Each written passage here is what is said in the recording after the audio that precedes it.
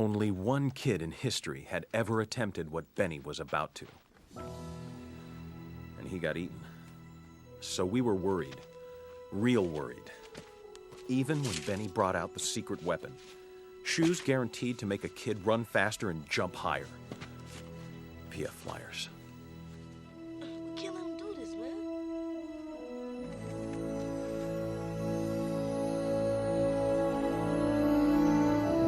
All right, ladies and gentlemen, it's been about 5,000 days since we've been able to go to a theater and watch a movie. That's what it feels like. But no, for real, how long has this been going on? It's been 3 months, right? 4 months? Yeah. At least. The world literally shut down in March, I think, right? Well, you technically can go to theaters if you go to a drive-in. There's not a lot of those left, but you're able to do that. You got some drive-ins around here? You got the drive-in? Nah, but it'd be cool to go to one. They also have you seen the new proposal and what they might do? In places that have water, you'll be allowed to get on a boat, and they because you can social distance from a boat, and so you can like go on a date and you can be floating on the boat, and then they'll have it on the screen there. Okay. So they boat tour movie. Okay, so maybe interesting. down somewhere like an Echo Park, or obviously I don't know, somewhere near the beach or something. Go to the west side, so. Okay. Well, I'm just telling you that they're trying to create these ways that we can still go to the movies, so that you can still get that feel. Yeah. Don't take it out on me. I didn't cause Corona. I'm not the one that ate the bat. No, Okay. no, you didn't. But I just need the drive-ins to be in the valley, But yeah, with that comes new ways of making movies. I know that they're putting in guidelines for how they're going to go about filming, because Hollywood's not going to stop. You think they're going to take this hit to their pockets? No, they need the money. Exactly. So there's been new social distancing guidelines. So I think production is probably going to start back up pretty soon. Yeah, hopefully. With whatever these movies are. But as far as like seeing things in theaters, we might still have to wait on that. With that, also, there's been another delay in Tenet. It's got pushed back even more, so we won't be checking out Christopher Nolan's latest film. Look, no matter what date they give you, it's the tentative date. That's basically what it's going to be. So even if they said next month, it's basically, and whenever Corona ends is when you can expect to see this movie. They put a lot of money into this movie, so it ain't coming out. Now, there's some movies I forget what it's called, but they got, what's his name? I feel bad. Tom Hanks. He has a movie that's coming out, and Okay, Tom. I think they're gonna go ahead and just stream. You can stream that one, but the budget on that one was $55 million. So I mean that kind of hurts. Straight to video on demand. So but I know Tenet obviously is in the upwards of probably like 130 million. So with it being that much money, there's just no way they're gonna just let you stream it right away. I think another big release that's getting pushed is Mulan. It's the live action one, so they wanted. Whatever. I'm not that hyped to see that, but I know that they wanted, people to experience that in the theater, so they keep pushing that back right along with Tenet. But it's funny that those are the two movies. But hey, man, the Mulan Disney one was kind of lit. Yeah, that was cool, really right? good. But I just wanted them to leave it at that. Just like Lion King, I wanted them to leave it at that. I don't really remember much of Mulan, but it was kind of. I remember a lot of Mulan. Yeah, it was dope. But yeah, this live action one, I don't know. Yeah. I'll watch it just to review it.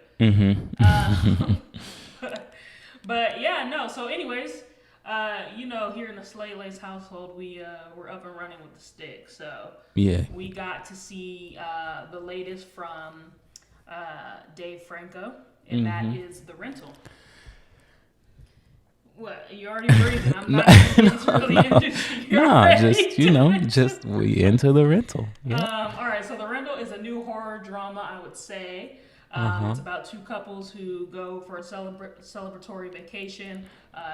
They rent a vacation home, and then, issues arise and drive a wedge between the two couples, and things spiral out of control from there.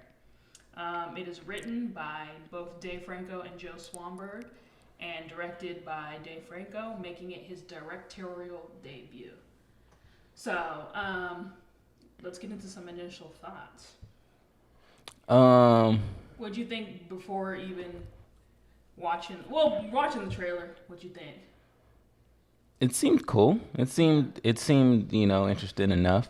It looked like it may be just another run of the mill horror. But you could sit down and you can enjoy like a Friday night eating some popcorn, with some friends and stuff. It looked like it was gonna be cool. Yeah, I was excited because I saw Joe Swanberg. Yeah, you're excited for any horror. Horror too, but I also saw Joe Swanberg's name, and I'm a fan of his because he does one of my favorite movies, Drinking Buddies, and then he has a Netflix show, Easy, which I also watch. So Okay. I was a fan, so I was like, okay, and then I was curious to see what Dave Franco was going to do behind the wheel. And then again, like Blair said, horror, I'm in. So, yeah, I was kind of very interested and very excited. Blair actually brought this one up to my attention, so I watched the trailer right away, and I was like, oh, this is definitely the one we're going to watch and review.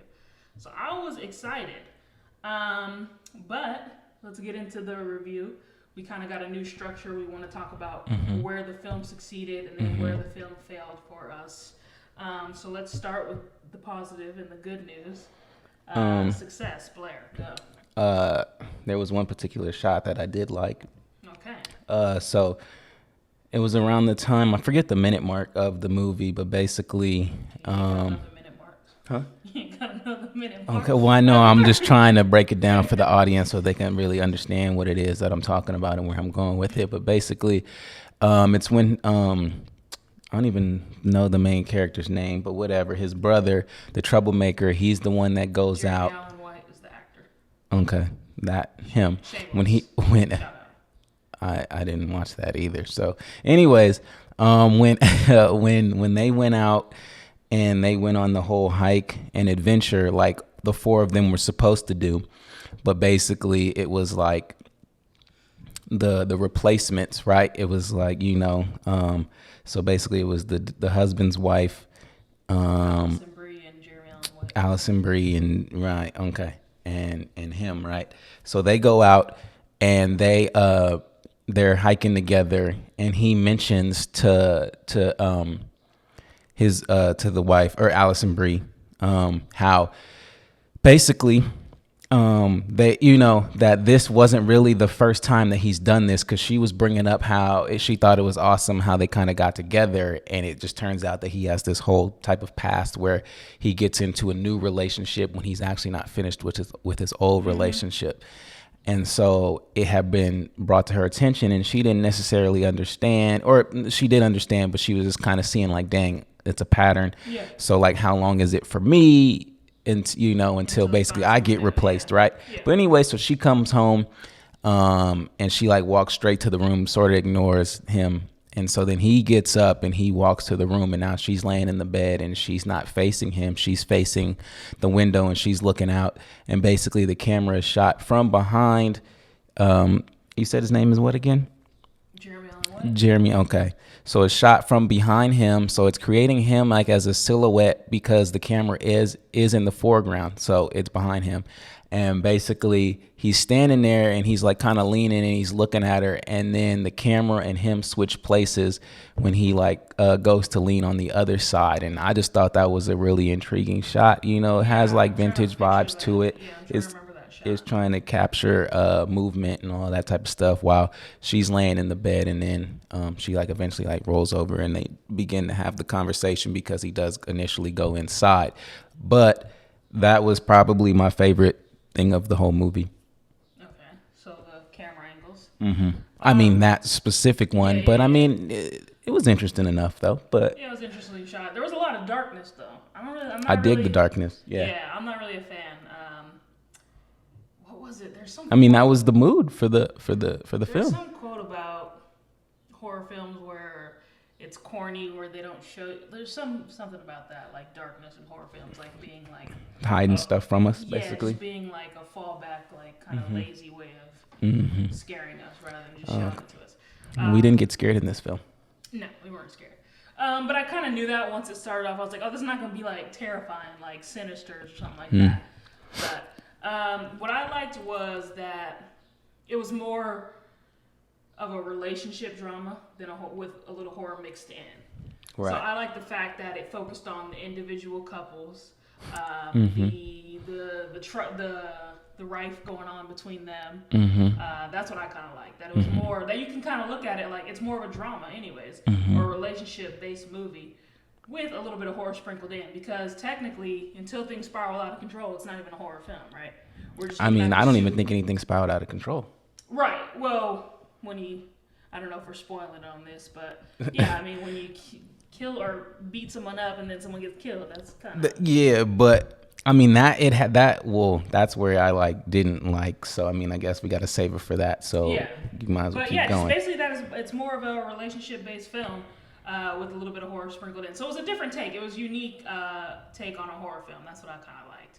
And you know, they didn't really go for these cheap jump scares and everything like that. It was just really like subtle horror. You know, if you get scared easily, this is a good horror film to watch, you know? So I appreciated that. I appreciated the storytelling, basically. Okay. Yeah, I can get behind that because I mean, I do like another thing I did like in the beginning is the opening frame is basically they're on the computer, but it's the two coworkers. So basically it's, I think Sheila Vand is the actress's name. Sheila. Yeah, and him because I've like never seen any of these people in movies before except for Allison Brie because I reviewed Horse Girl. Check it out. So yeah, you can you can watch that review and that movie.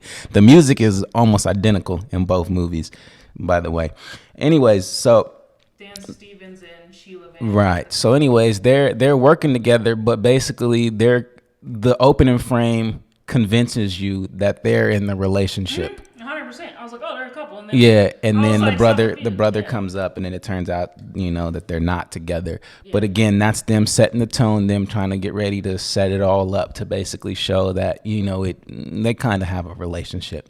You know, even if it is the first time that maybe they have an affair or whatever the case may be. There's something there. You know, there's clearly something there. It's inappropriate from the jump. You know, exactly. But I did like that, and I think because we seen that from the very beginning, we now are uncomfortable because now you're just like, you already know what's gonna happen. They're gonna go on this trip.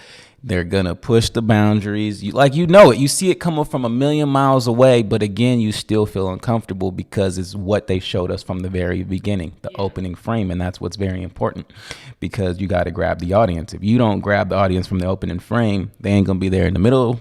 The end, none of it. Also known as foreshadowing for my journalism literary major. Okay. Shout out to them. So the moment you've kind of been waiting to get to, where did the Man. film fail? Oh man. I think one of the points, I think we have the same point because we were texting about it this morning. But, Yeah, it's just start. Go ahead. in my mind, it felt like 3 different type of films that they could have took and just really pushed.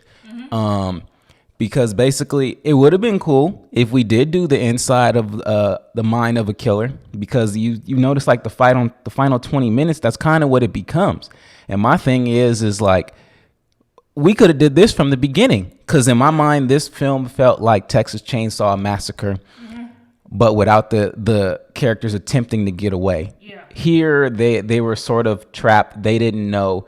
And then before they could figure it out, boom, they were dead. You know what I mean? In Texas Chainsaw Massacre, they were able to sort of run and maybe, you know, ultimately, you know, they do die. But for the most part, like, it's an escape. So, like, we're locked in, like, with each character. And we're like, man, you got to get away. Man, you got to get away. And so for me, I didn't have that with this film because when, you know, the killer is coming through and getting rid of them, is just like we don't even get a chance to feel any emotion towards them and try to root them on. It was just like, oh, okay, he's gone. Yeah. Oh, And well, all right, well, she's gone, you know. And it was like I have no emotion towards them or anything. Yeah, I didn't have much sympathy for those characters anyways once they were cheating. So seeing them get dropped, I mean, I wasn't necessarily overly concerned. Not that they deserve to die, but it's just like I'm not feeling too bad for them. Allison Brie's character, though, she was just innocent and all that, and it kind of sucked. She got played. It did. And so did Jeremy Allen White's character, so that part sucked. But yeah, I mean, you know, can't feel too bad. Yeah. So more on where it fell short. Well, for you. So the I was saying was that there was just 3 different ways I felt like they could have told it. So the ending one was like sort of like inside the mind of a killer type thing. And then the other one was So for me, one of my favorite movies ever really is Deliverance. And it reminded me a lot of that. And basically what Deliverance is and what this is there's a group of people that go somewhere and then they get put into a situation where they have to eventually decide what is going to be the right decision that they're going to do moving forward.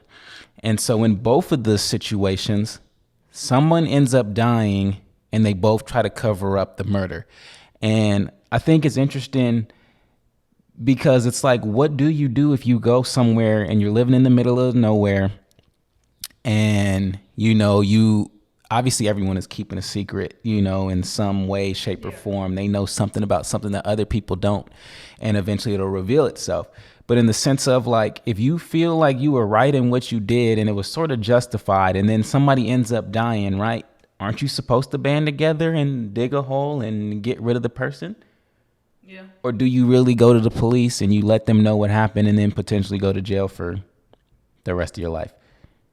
I don't know. I think she just said and doing the right thing, but. Right. Well, I'm just saying, so that's basically what it is. I don't even think it's a right or wrong answer in what they did, because it's like, at the end of the day, I think that if you believe something, you feel like you're doing right. So how can I tell you that that's the wrong decision? Yeah, but my point with that is, at that point, they were being selfish. Because they weren't going to the police because that footage was out there of them cheating. Well, that's what I'm saying. Everyone has their own secret in which they're keeping. Yeah, so that one was like, oh, don't go to the cops. They're going to find the footage. It's exactly. Like, okay, well, we know why.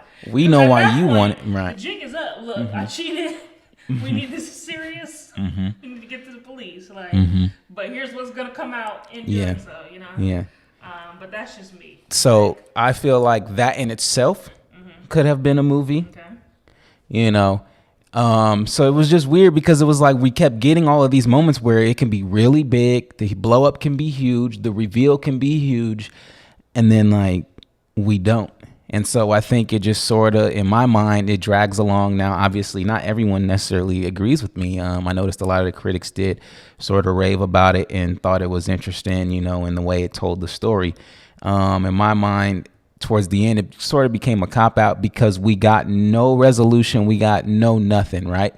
Like his girl finds out that he's cheating and they whisper to each other.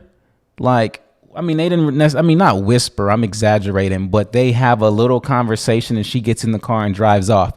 No, the fact that he was cheating with his brother's girl, the blow up, the reveal needs to be bigger than that. It needs to be something that everybody knows about. And, like the discussion needs to be had. The argument needs to be had. It can't be a separate conversation here. And then these people don't even know what's going on. Right. Because then they even ask, like, what happened? He's like, oh, it's nothing. We need to stick to the plan and we need to go ahead and do whatever. Right. Then the brother has the conversation with his girl. And again, it's still not like a big enough of a blow up. So it was just like from the beginning, you're letting us know this type of relationship that they're having. And then for the next, I think it was about 45 minutes before it even started cracking off, like with the action and what was going to go down. Right. Yeah. So you lull us for whatever the 45 for the minutes. Entire movie, because the action was only the last 5 minutes. Right. But I mean, just even with the potential of like them getting found out and this being like a really big deal, then you still you didn't even give us that. You didn't even give us really enough. So my thing was like, so then what did we watch it for? Yeah. What was it all about? And then maybe they could have shot it in a way where we felt like we were watching them. Because that's what he started to do towards the end. He started to create the idea. So I'm like, well, why didn't you just treat it like that? So we'll get to it later. Oh, okay. But yeah, so I don't know. It didn't feel like enough, because then the end was fragmented for you. Huh? But then the end was nothing. Yeah. Right? Like he literally was killing off the characters and it was like, oh, okay. And then the last thing that I wanted to say was, so they kept, and another thing that they had the opportunity to do was, so when you introduce characters, we're supposed to see who they are, how they operate, why they are the way they are, whatever, all that type of stuff, right? And so you're sitting here telling us that Mina is like super smart, and we've heard this from almost every single character in this film, how smart she really was, right? So here is the opportunity where you've just killed off everybody. Now, I'm not saying make her get away with it, and outsmart the killer and make it back to Los Angeles or wherever they're from, right? But at least give the opportunity where she can kind of get away and outsmart him. She kind of outsmarted him when she threw the little. When she threw the that was step one. But where's the rest of them? Because my thing is you've sat here and told us how intelligent this girl is. Yeah. So it's like, if she's that intelligent, it would have been her decision making would have been boom on point. Like, okay, I got to do this. Boom, I got to go this way. Boom, I got to outsmart him and go this way and that way. And the fact that this man with a mask on won, and then that was it. And he just got in the car and went on to do what he was doing. And that was my thing. And then if you're going to go inside the mind of a killer, then you show like, okay, this is what he does. It's monotonous and he just does this all the time. This is how he gets down. But you didn't do that. Well, I guess that was the reason behind the films we were seeing of all the places where he had his little hidden cameras. But I guess he wasn't hunting and killing them. Yeah, I don't know. But like I said, I did see that they were saying something like it was like an Airbnb gone wrong, and that was like his mindset to create it and all of that. And that's cool. But my mind is you still got to execute it, though. Yeah. So where it fell short for me was just... I loved it, so it wasn't a whole lot of falling short for me. But the thing was that we were talking about earlier was just like the unnecessary social commentary on race. Yeah, we did discuss that, huh? Literally, like, I thought like that was gonna play back in at some point. It didn't. It had nothing to do with it. Back up. I'm like, oh, were they gonna kill her because she's a woman of color? So right. She's of. I don't even want to speak out of turn, but I think she's like of some Middle Eastern Indian descent, maybe Asia, something like that. But, she tried to rent the vacation home first, and her was denied. And then 15 seconds later, Dan Stevens, the white male character, his was accepted right away. So she brings that up, kind of, was it basically insinuating, was it because I was, colored? He said he didn't really care. Then she takes a dig at him. He has a dig at her. So then he takes the shot. Exactly. Yeah, but don't forget that, though, because it's like, when with racism is people like always like to call it like, oh, it was because I was black or whatever. But the thing is like, but did you fire first? Because she did fire first. Not saying it probably was some racist stuff that. For sure. But you still got to call a spade a spade. So if someone fires first, if I make a racist comment at someone and I'm black, I can't then all of a sudden play offended when they fire back. Well, that's just my thing. She's very self-righteous. So big time. That was on her. But I'm thinking that's going to be a big, since we're jumping off with all this race, I'm thinking that's going to be a big conversation throughout the whole film. It was literally never touched again. So I just felt that part was probably its only ding on the movie, and that we could have did without that because it literally didn't tie back into anything. Yeah, so it could have been that much more deep too if they allowed it to sort of do that. But it was just like corny because I think it's just playing on race relations and everything that we got going on right now. This did come out 4 days ago or so. So they're like, oh well, let's just touch on it. But, right, real briefly. Yeah, so it was just unnecessary. But that was the only knock for me. Other than that, I loved it. I was literally searching to find, where this film fell short. So it was entertaining for me. Blair felt it was a little bit too. It was a multiple. It didn't have a direction in my mind. Which I can see too, though, because it could have gone numerous places. A multitude of ways, right? But it was. I honestly liked the lighting. That was my thing. Yeah. And again, the film was. I didn't even feel like it was horror. I didn't even feel like it was horror. Really, anything. It was just that's what like. I liked about it, and that was one of my positives. Was that like literally, it's just a social a relationship film. Then it wasn't good. Then it wasn't good enough. Then. But that's what I liked about it. Like I just that it wasn't good enough. Simple films that are just about one thing. Let's just sprinkle it in. I think it was a unique way to tell a story. In a horror they didn't come face to face with their problem. It didn't have to be. Okay. They both found out and they all died. Everybody knew to get them to the That grave, wasn't enough though. That wasn't enough. But what I was gonna say on that point to kind of wrap things up was, if they didn't find the cameras, do you think they would have died? I don't think the killer would have done anything. Nah, he would have. You think? I think his thing. He's just obsessed with watching people. That's his thing. He just wants to watch, because that's why we saw that whole ending of him just setting up the cameras. I think because they found it, he's like, well, gotta go do damage control. Although I don't know what damage control, because they wouldn't have been able to link it to this weirdo creep. Right. But I'm thinking if they never would have found the cameras, it would have been a non-issue. That's interesting. I do also like that they didn't show us his face as well. No, Cause, I was like, wait, I'm like, who is this dude?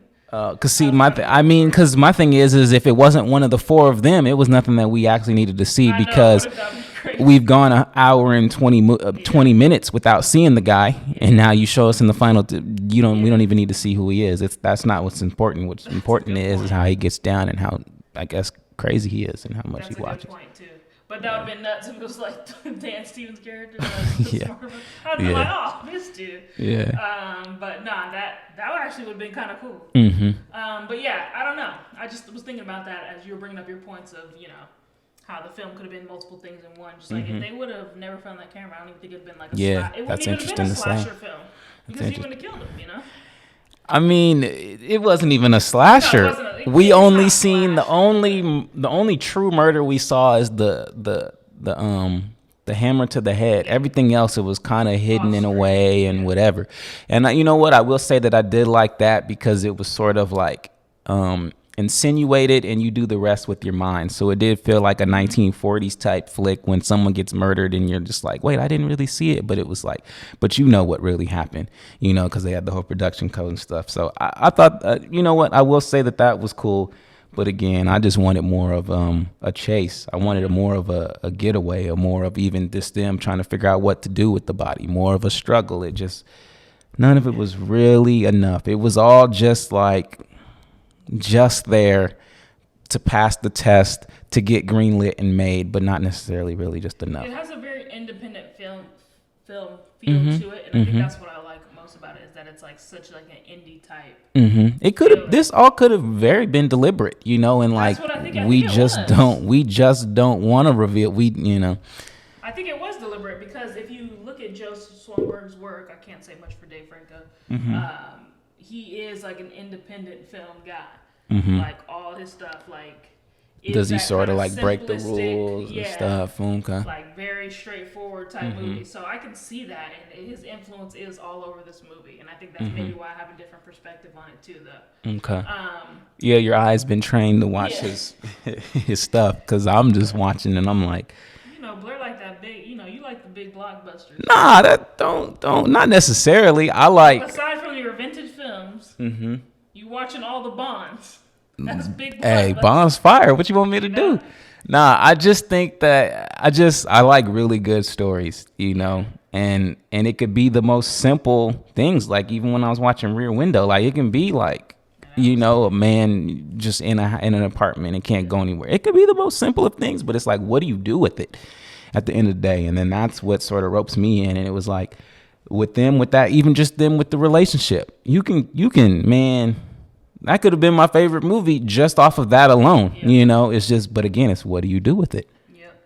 But on the Rear Window note, movies that are coming out and that we are looking forward to. What is that movie called we were talking about? That's Rear Window. The Rear Window remake, The Girl in the Window, or something like that. Lady in the Window. Lady in the Window. There we go. And it has, is it Elizabeth Moss? I believe it is. Okay. But that's the yeah. But no, I'm pretty. It is her, right? I'm pretty sure it was, but no, it might not be. Well, I mean, we'll put the asterisk if it's incorrect. But point being is that was one of the ones that we planned on reviewing as well, because we were going to do the whole Rear Window and then that one. But that'll be coming soon, though. We'll do that. It's just I was just letting the people know, right? So that's what we're going to be doing next as far as movies, and then whatever else is coming out. I don't know what else is really dropping. You don't really know anymore. You just sort of sit down and find out and go, oh, dang, that dropped. Okay, well, let's check it out. Yeah, you got to scour IMDb right now. But wait, real quick, circle back to the movie, the ratings, because we forgot to give our slate rate. So let me start off with what the critics gave.